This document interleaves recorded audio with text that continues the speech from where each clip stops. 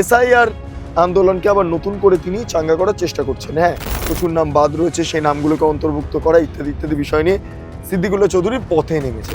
27 লক্ষ মানুষ delete mismatch.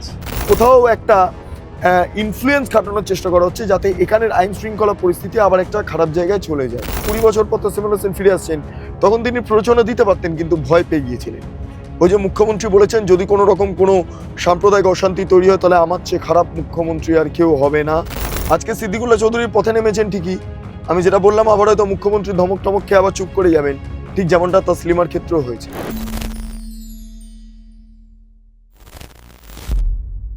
Siddiqullah Chowdhury এই নামটা সম্পর্কে আপনারা প্রত্যেকেই ওয়াকিবহাল রয়েছেন।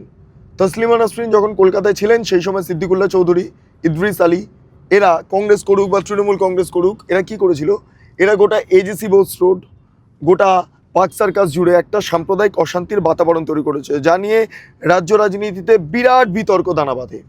এই সিদ্দিকুল্লাহ চৌধুরী কিসের জন্য বিখ্যাত জানেন? একটা সাম্প্রদায়িক বাতাবরণ তৈরি করার জন্য। পশ্চিমবঙ্গে দাঁড়িয়ে ওয়াকফ আন্দোলন, সেখানে সিদ্দিকুল্লাহ চৌধুরীর নাম আছে। সিদ্দিকুল্লাহ চৌধুরীর নেতৃত্বে প্রচুর মুসলমানরা, সংখ্যালঘু মুসলমানরা, তারা নেমে পড়েছিলেন রাস্তায়। পথ অবরোধ থেকে শুরু করে গাড়ি ভাঙচুর, এরকম প্রচুর ঘটনা ঘটেছে। আচ্ছা, সিএএনআরসি যখন আন্দোলন হচ্ছে, মমতা বন্দ্যোপাধ্যায় কার্যত নেতৃত্ব দিচ্ছেন, সেই মুহূর্তে দাঁড়িয়ে বিভিন্ন স্টেশন ভাঙা, জ্বালিয়ে দেওয়া, বিভিন্ন সম্পত্তি নষ্ট করা, এই সমস্ত ঘটনা ঘটেছে কাঠগড়ায় কে? সিদ্দিকুল্লাহ চৌধুরী। আচ্ছা বেশ, তাসলিমা নাসরিন থেকে শুরু হয়েছিল, পরপর চলছে। কয়েকদিন আগে এয়ারপোর্টে একটা মসজিদ সরিয়ে নেওয়া নিয়ে সিদ্দিকুল্লাহ চৌধুরী হুঙ্কার দিয়েছিলেন, প্রচুর মুসলমানরা এক জায়গায় জমা হবেন, জড়ো হবেন, একটা আইন শৃঙ্খলা পরিস্থিতি তৈরি হবে। তারপরে যাই হোক, একটা বুঝতে পেরেছেন সিদ্দিকুল্লাহ চৌধুরী যে এই সরকারের আমলে, অন্তত এটা তো মুখ্যমন্ত্রী শুভেন্দু অধিকারী, ফলে এই সরকারের আমলে এই সাম্প্রদায়িক একটা বাতাবরণ তৈরি করা যাবে না, বা তৈরি করা উচিতও হবে না। এই অবস্থায় দাঁড়িয়ে কি হলো? এই অবস্থায় দাঁড়িয়ে সিদ্দিকুল্লাহ চৌধুরী প্রথমে হুঙ্কার দিল, পরে পিছপা হন। যাই হোক, এরপরেই কথা ছিল তাসলিমা নাসরিনের আসার। সিদ্দিকুল্লাহ চৌধুরী অনেক কিছু তথ্য খাড়া করলেন, তাসলিমা নাসরিনের দ্বিখণ্ডিতর, অমুক পাতায় আল্লাহ বিরোধী, ঈশ্বর বিরোধী কথা রয়েছে। যাই হোক, সেগুলো কিছু খুঁজে পেলাম না, কিন্তু সিদ্দিকুল্লাহ চৌধুরী কী করেছিলেন, একটা সাম্প্রদায়িক একটা বাতাবরণ তৈরি করার জন্য আবার চেষ্টা করেছিলেন। যদিও একটা থ্রেট রয়েছে না, যেহেতু যে এই সময় যদি কিছু করা হয় তাহলে সিদ্দিকুল্লাহ চৌধুরীর ভবিষ্যৎ নষ্ট হয়ে যেতে পারে, ফলে সেক্ষেত্রে দাঁড়িয়ে এখানটা খুব একটা তিনি মাথা লাগাননি। কিন্তু আজকে মাথা লাগাচ্ছেন যখন এসআইআর আন্দোলনকে আবার নতুন করে তিনি চাঙ্গা করার চেষ্টা করছেন। হ্যাঁ, প্রচুর ট্রাইব্যুনালে নাম গিয়েছে, প্রচুর নাম বাদ রয়েছে, সেই নামগুলোকে অন্তর্ভুক্ত করা ইত্যাদি ইত্যাদি বিষয় নিয়ে সিদ্দিকুল্লাহ চৌধুরী পথে নেমেছেন, প্রচুর মুসলমান সম্প্রদায়ের মানুষকে নিয়ে পথে নেমেছেন। আমরা গত 3 তারিখে লালবাজার জয়েন্ট সিপির কাছে চিঠি দিয়েছিলাম রিগার্ডিং এসআইআর। 27 লক্ষ মানুষ ডিলিটেড, মিসম্যাচ, তারপরে আন্ডার জুরিডিকশন, এরপরে ডিলিট। আজ পর্যন্ত নির্বাচন কমিশন কোনো রিপ্লাই দেয়। জেলা শাসক वो कह रहे मुझे पता नहीं, एसडीओ कह रहे हमको खबर नहीं। ये लोग हिंदुस्तानी है, ये लोग वेस्ट बंगाल के हैं। अगर फॉरेन का कुछ होगा वो समझे। ये लोग कहाँ तक इस बदनवानी को, इस बर्बादी को बर्दाश्त करेंगे? उसके खिलाफ हाई कोर्ट का ऑर्डर लेकर हम लोगों ने पब्लिक को चेतावनी। अब हम चाहेंगे गवर्नमेंट तवज्जो दे, और मैं दुख के साथ कह रहा हूँ, बंगाल हुकूमत तानाशाही के रास्ता की तरफ गुजरना शुरू किया। এখানে কোনো হিন্দুরা ছিল না, এখানে ছিল মুসলমান সম্প্রদায়ের মানুষ, এবং এটা উস্কানোর চেষ্টা করছেন সিদ্দিকুল্লাহ চৌধুরী। চাইছেন যে মুসলমান নেতা হতে এই রাজ্যের, সেই কারণের জন্য প্রয়োজন এসআইআর বিরোধী আন্দোলনে অংশগ্রহণ করা। এসআইআর বিরোধী আন্দোলনে মমতা বন্দ্যোপাধ্যায় তো অংশগ্রহণ করেছিলেন, তারপরে হেরে যাওয়ার পর আর এসআইআর এর বিন্দুমাত্র নাম মমতা বন্দ্যোপাধ্যায় উচ্চারণ করেন না। মাঝে মধ্যে প্রেস কনফারেন্স মানে হচ্ছে তিনি ফেসবুক লাইভ করতে গিয়ে 2-1বার ওই উল্লেখ করেন, কিন্তু কোনো মুভমেন্ট নেই এসআইআর বিরোধী আন্দোলনের। কে নামলো পথে? সিদ্দিকুল্লাহ চৌধুরী, যিনি কয়েকদিন বাদে সম্ভবত কংগ্রেস যোগদান করবেন, কংগ্রেসে ঢুকে যাবেন। যাই হোক, তো এই সিদ্দিকুল্লাহ চৌধুরী জড়ো হলেন, প্রচুর সংখ্যালঘু মুসলমানরা তারাও জড়ো হলেন। খুব ভালো কথা, হচ্ছে, কিন্তু কোথাও একটা ইনফ্লুয়েন্স খাটানোর চেষ্টা করা হচ্ছে যাতে এখানের আইন শৃঙ্খলা পরিস্থিতি আবার একটা খারাপ জায়গায় চলে যায়। এইটা একটা চেষ্টা করা হচ্ছে, এবং সেই কারণে বিভিন্ন জায়গায় অবরোধ হোক, এই একটা প্ল্যান প্রোগ্রাম করা হচ্ছে। যদিও রাজ্য প্রশাসন তৎপর, রাজ্য প্রশাসন এই মুহূর্তে দাঁড়িয়ে তারা চেষ্টা করছেন যে যাতে করে কোনো অপ্রীতিকর পরিস্থিতি তৈরি না হয়। কিন্তু এখানেও সিদ্দিকুল্লাহ চৌধুরী একটা ভয় আছে, যে ভয়টা বলছিলাম। তিনি নামতে পারতেন তসলিমা নাসরিনের সময়, কারণ যখন এজেসি বোস রোড বা পার্ক সার্কাস জ্বলছে তখন সিদ্দিকুল্লাহ চৌধুরী তো নির্দেশ দিয়েছিলেন, ইদ্রিস আলীরাই তো নির্দেশ দিয়েছিলেন। এখন ইদ্রিস আলী প্রয়াত, কিন্তু সিদ্দিকুল্লাহ চৌধুরী তো এই মুহূর্তে জীবিত রয়েছেন, এবং তিনি প্ররোচনা দিয়েছিলেন যখন এই আমরা তসলিমা নাসরিনের সময়টা দেখছিলাম। আবার যখন 20 বছর পর তসলিমা নাসরিন ফিরে আসছেন তখন তিনি প্ররোচনা দিতে পারতেন, কিন্তু ভয় পেয়ে গিয়েছিলেন। ওই যে মুখ্যমন্ত্রী বলেছেন যদি কোনো রকম কোনো সাম্প্রদায়িক অশান্তি তৈরি হয় তাহলে আমার চেয়ে খারাপ মুখ্যমন্ত্রী আর কেউ হবে না, এটা বলেছিলেন না মুখ্যমন্ত্রী শুভেন্দু অধিকারী। ঠিক সেই কথাটা সিদ্দিকুল্লাহ চৌধুরীর মাথায় রয়েছে, এবং মাথায় রয়েছে বলেই তিনি তসলিমা নাসরিন আসার পর কোনো মুভমেন্ট করেননি, হঠাৎ করে মুভমেন্ট শুরু করেছেন এসআইআর নিয়ে। হ্যাঁ, এবারে মুখ্যমন্ত্রী শুভেন্দু অধিকারী যদি সিদ্দিকুল্লাহ চৌধুরীকে আবার সাবধান করে দেন তাহলে হয়তো এসআইআর নিয়েও মুভমেন্টটা সিদ্দিকুল্লাহ চৌধুরী দেখা যাবে না। সিদ্দিকুল্লাহ চৌধুরী একটা ভীত সন্ত্রস্ত হয়ে পড়েছেন, প্রচুর ভয় পান। তিনি প্রাক্তন গ্রন্থাগার মন্ত্রী ছিলেন, অনেকে তাকে শিক্ষিতও বলেন, বেশ ভালো কথা। কিন্তু তিনি যে অশান্তির বাতাবরণটা তৈরি করতে চাইছেন সেই জায়গা থেকে দাঁড়িয়ে সিদ্দিকুল্লাহ চৌধুরী একটু ভয় পাচ্ছেন যে তিনি যদি এখন অশান্তি তৈরি করেন, আইন শৃঙ্খলা পরিস্থিতি তৈরি হয়ে যায় এই রাজ্যে, তাহলে সিদ্দিকুল্লাহ চৌধুরীর বিপদ আছে। মুখ্যমন্ত্রী বারবার সাবধান করে দিয়েছেন, ফলে এটা সিদ্দিকুল্লাহর মাথায় ঘুরছে। তাই সিদ্দিকুল্লাহ সাহেব তসলিমানিও পথের নামেননি।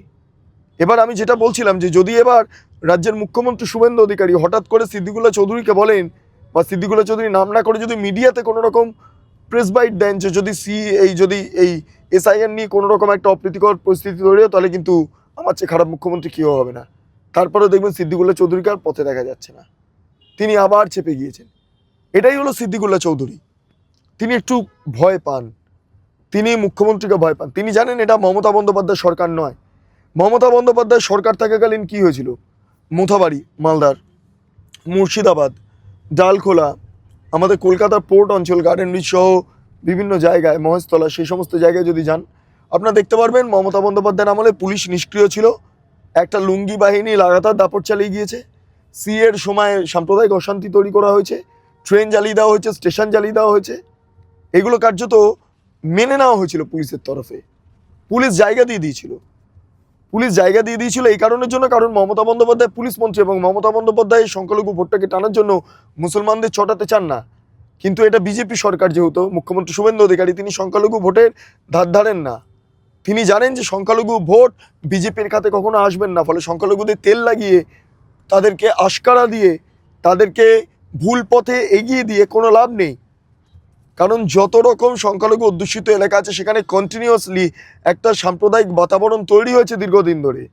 এই দেখুন না অশান্তি কোথায় কোথায় হয়েছে, সামান্য কার্তিক পুজোকে কেন্দ্র করে, সামান্য কালী পুজোকে কেন্দ্র করে, দুর্গা পুজোকে কেন্দ্র করে, এমনকি সত্যনারায়ণ পুজোকে কেন্দ্র করেও দীর্ঘদিন ধরে একটা কমিউনিটির অংশ তারা পুজো মণ্ডপে মাইক বাজানো যাবে না, অমুক করা যাবে না, তমুক করা যাবে না, বিভিন্ন ফতোয়া যেটা বাংলাদেশে চলে সেরকম হচ্ছিল।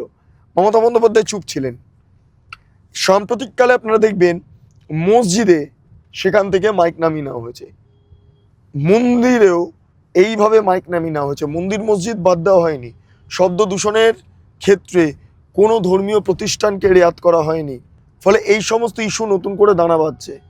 শুভেন্দু অধিকারী ধর্মটাকে যেখানে পালন করার কথা সেখানেই ধর্ম পালন করতে বলছেন, এমনভাবে তিনি ধর্ম পালন করতে বলছেন যেখানে দাঁড়িয়ে কোনো রকম কোনো অশান্তি থাকবে না, নিজের ধর্ম নিজেরা পালন করবেন, অন্যকে ডিস্টার্ব করা যাবে না। সেই প্যাটার্নটাতে শুভেন্দু অধিকারী এগোচ্ছেন, এবং এই প্যাটার্নকে সামনে রেখে আমরা দেখতে পাচ্ছি অনেকের গাত্রোদ দেওয়া হচ্ছে। যেমন নওশাদ সিদ্দিকী, তিনিও শুভেন্দু অধিকারীর এই ডিসিশনে অত্যন্ত ক্রুদ্ধ, তিনি কোর্টে যাচ্ছেন এই মাইক নামানো নিয়ে, কিন্তু কোনো উস্কানিমূলক মন্তব্য করছে না। কিন্তু সিদ্দিকুল্লাহ রেগে গেলে উস্কানিমূলক মন্তব্য করেন, যার জন্য এই পরিস্থিতিটা তৈরি হয়। এই পরিস্থিতিটা অত্যন্ত ভয়ঙ্কর। আরএসএস এর মঠ আছে, আরএসএস আমাদের মাননীয় মুখ্যমন্ত্রী বলেছেন 4 ফুট বড় ওই কি নাম হর্ন আছে। একবারে জিজ্ঞেস করেছেন মঠের বাবুদের কবে পারমিশন নিয়েছিলে, কখন বাজাও, সকালে না বিকেলে, খুলতে পারবেন মঠের মাইক? ক্ষমতা নেই। বিভিন্ন থানা দেখছি, আমি যা বলছি ভালো করে শুনুন, থানা নেই এটা কেউ বলেনি, বলছি থানা কি মঠে সব ইল্লিগাল, অন্যায় করছে, গাজুয়ারি করছে। থানা যাবে না, তারা থানায় কে ডাকবে, কে অথরিটি দিয়েছে থানাকে? ইমাম সাহেব সম্মানের মানুষ, থানার বড় বাবু মসজিদ চালাবে, মঠের মন্দির চালাবে, না বেলুর মঠের আশ্রম চালাবে থানার বাবুরা? সারা মাইক ঘুরছে সব জায়গায়, তাও কিছু নেই। আপনারা জানেন হরগোবিন্দ দাস চন্দন দাসের ঘটনা। এই সাম্প্রদায়িক অশান্তির কারণেই হরগোবিন্দ দাস চন্দন দাসকে প্রকাশ্যে হত্যা করা হয়েছিল। ভয়ঙ্কর পরিস্থিতি। আজকে আমরা এই রাস্তা দিয়ে হাঁটছি, আমরা একটু বাঁ দিকে যদি যাই বাসন্তী হাইওয়ে, সেখানে কার্যত প্রচুর বাংলাদেশ অনুপ্রবেশকারীদের বসবাস শুরু হয়েছিল। ফলে এই জায়গায় দাঁড়িয়ে আজকের দিনে যদি মমতা বন্দ্যোপাধ্যায় আসতেন তাহলে হয়তো পরিস্থিতিটা একটু অন্যরকম তৈরি হতে পারত, কিন্তু সেটা হয়নি। সিদ্দিকুল্লাহদের এখানেই রাগ, এখানেই তাদের অভিমান। এই হলো পরিস্থিতি। আজকে সিদ্দিকুল্লাহ চৌধুরীর পথে নেমেছেন ঠিকই, আমি যেটা বললাম, আবার হয়তো মুখ্যমন্ত্রী ধমক টমক খেয়ে আবার চুপ করে যাবেন, ঠিক যেমনটা তসলিমার ক্ষেত্রেও হয়েছে। ফলে সিদ্দিকুল্লাহ যতই লাফাক না কেন, নতুন করে মুসলমান নেতা তৈরি হতে সমস্যা আছে। হুমায়ুন কবির তিনি পর্যন্ত দমে গিয়েছেন, তিনি আর সেই অর্থে বাইরে মন্তব্য করছেন না। একটা মন্তব্য মুখ্যমন্ত্রী বিধানসভায় বলেছিলেন, আপনারা নিশ্চিন্ত থাকুন, এটাই ওর শেষ মন্তব্য। সেই বাইকটা একটু ছোট্ট করে শুনে নেব। আপনি ধরে রাখুন, এটা ওর শেষ বক্তব্য, ধরে রাখতে পারেন। সেটা শুনলেন আপনারা। ফলে তারপর থেকে দেখুন হুমায়ুন কবিরের কোনো বক্তব্য নেই। হুমায়ুন কবির পুরো সাইলেন্ট হয়ে গিয়েছেন। অনেক বড় বড় বক্তব্য বাতেলা মেরেছিলেন, আজকে চুপ। সিদ্দিকুল্লাহ ওই এয়ারপোর্ট থেকে মসজিদ সরিয়ে নেওয়া নিয়ে অনেক বড় বড় বক্তব্য রেখেছিলেন, তারপর সমস্ত কিছু চুপ, ঠান্ডা হয়ে গিয়েছে, ঠান্ডা কুল। ঠিক একইভাবে হয়তো এবার এসআইআর নিয়ে যেই রাজনীতিটা সিদ্দিকুল্লাহ তৈরি করার চেষ্টা করছেন মুসলমান বেলকে সামনে রেখে, একটা হুমকি পেলে সেটাও চুপ হয়ে যাবেন, শুকিয়ে যাবে সিদ্দিকুল্লাহর। এই হলো অবস্থা। যাই হোক, আপনাদের কি মতামত অবশ্যই আপনারা কমেন্ট সেকশনে জানান। আপনারা এতক্ষণ ধরে দেখছিলেন বেঙ্গল লিবার্টি। চ্যানেলটি অবশ্যই ভালো লাগলে লাইক করুন, সাবস্ক্রাইব করুন, শেয়ার করুন, বেল আইকন ক্লিক করুন www.bengalliberty.com, সেখানে ক্লিক করুন, সমস্ত খবর আপনাদের জন্য সাজানো রয়েছে। পাশাপাশি আরও দুটি YouTube channel, Bengal liberty live, Bengal liberty news, সংশ্লিষ্ট দুটি ইউটিউব চ্যানেল আপনারা প্রবেশ করুন, লাইক করুন, সাবস্ক্রাইব করুন, শেয়ার করুন, বেল আইকন ক্লিক করুন। তিনটি social media handle, Bengal liberty Facebook, Instagram এবং এক্স হ্যান্ডেল, সেখানে প্রবেশ করুন, ভাবা প্র্যাকটিস করুন, স্বাধীন কাঁচিন এবং গেরিলা সাংবাদিকতার পাশে দাঁড়ান। অসংখ্য ধন্যবাদ।